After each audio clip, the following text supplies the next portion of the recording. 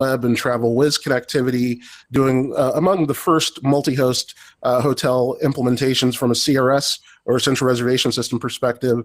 And then, of course, the first .com bubble with WorldRes, and doing many other things like TravelWeb, Travelocity, and others. So it's brought us to where we are today. And so I have a long history of the legacy technology environment, but also the transition into the modern environment. And I'm excited about what is to come next, which is what you guys are involved in, that we're going to talk about today with VR, AR, and possibly even AI. Was that a good summary, Eric?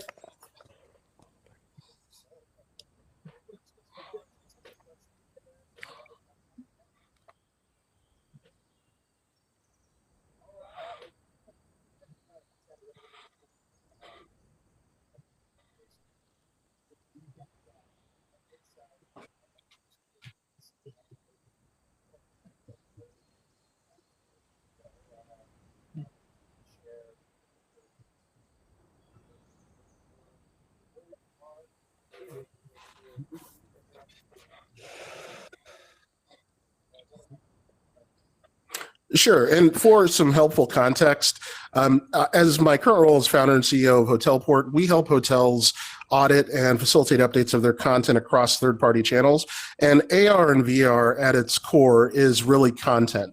So a lot of the information that you use when you're going to find information about hotels or travel in general, all is, at the end of the day, content. And so as we talk about the application of this type of content going forward, we can look at the legacy environment, which are things like pre and post a communication to a guest. When you make a hotel reservation, you'll get a confirmation from the hotel, and then right before you're about to travel, what we call the pre-stay email, you'll get another notification that says, hey, we know that you're coming, here's some wonderful things to do in our destination while you're here.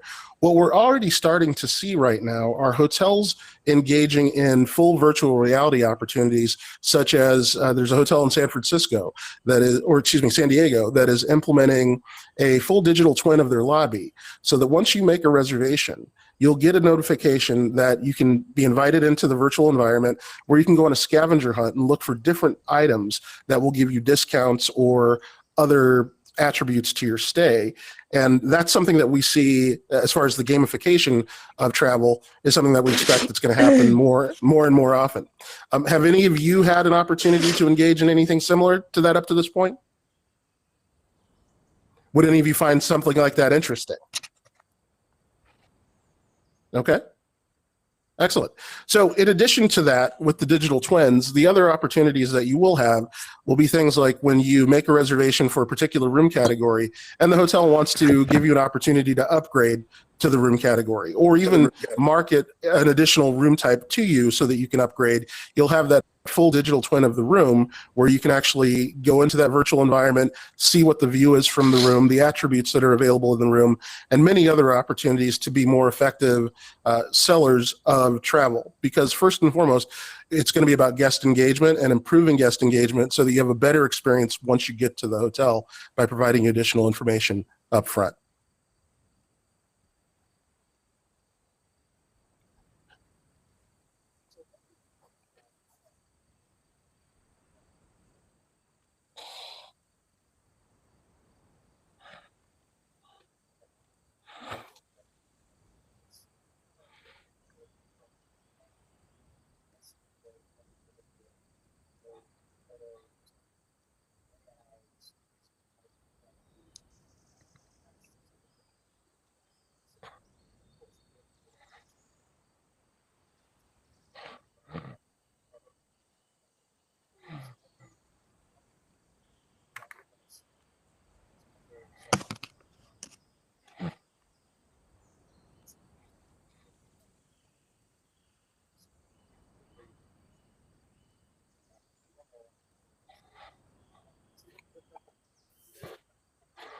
Right.